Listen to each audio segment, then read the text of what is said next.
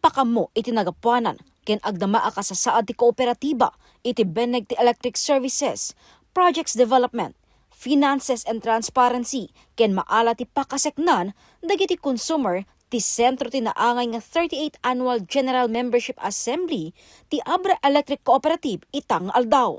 Maibasar ti accomplishment report ti kooperatiba taw-en 2024 pakabuklan a 1,179 new memberships ti naiproseso ken naimaldit ti 1,294 kanayunan a house connections. Na-maintenar ti 24/7 quick response team ken hotline services ti kooperatiba. Through routine inspection, equipment upgrades, line clearing, and system rehabilitation, these are the efforts that keep electricity flowing across our communities. And titulong nag-ibos ko, ti ama kay ina, ti tultuloy ng progreso dito'y Abra, di kong JB, kong Bernos, kay kong Ching Bernos, agyaman tayo apo ta, kanayon nga, tayo sudang tumultulong para ito competitive tayo. Handa kaya tapo nga sa tayo, wata ka prenyong at mawanan ti kuryente. Kabayatan iti taripnong na pagnunumuan ti panag-aplikar ti prangkisa ti kooperatiba nga agpaso iti taw-en 2028. Kang runaan a reklamo dagiti consumer ti on and off a power electricity. Babaen ti polisiya, patyen ti BOD chairman ang masimpa daytoy.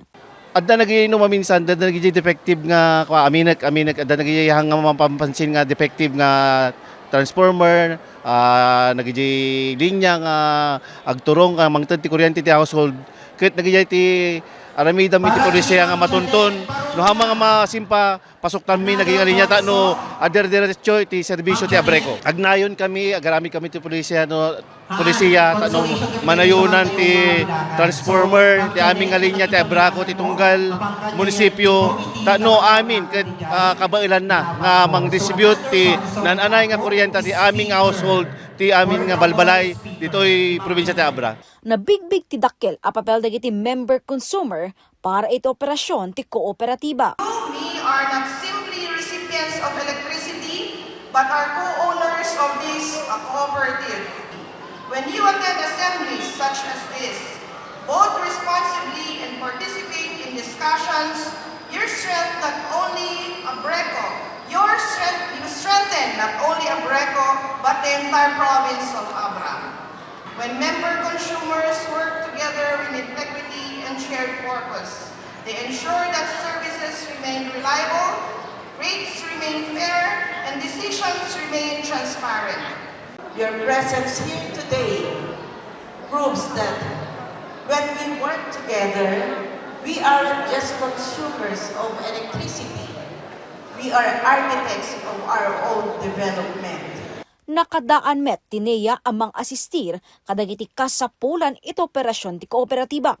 Inyeb kasmet ti gobyerno probinsyal iti suportada ti kooperatiba para iti nasaysayat a serbisyo kadagiti consumer karaman ditoyen ti panakapondo ti sitio electrification project. Will challenge ni Abreco, magmuwasigning tayo para magkidang ipundo ka na kayo.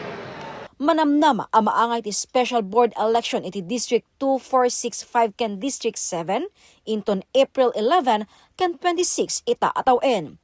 Gagem tagdama a board of directors, mangpataod ti polisiya amang tedlawag kadagiti household iti entero a probinsya, ken polisiya amang ted salaknib ti pondo ken koleksyon iti Abreco. Iti aspeto ti pinansyal, simaya aten ti cash flow ti kooperatiba.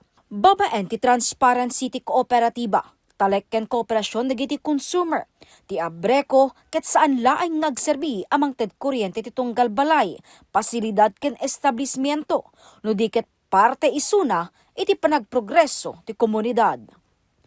Jessica Boreta, Balitang Solid North.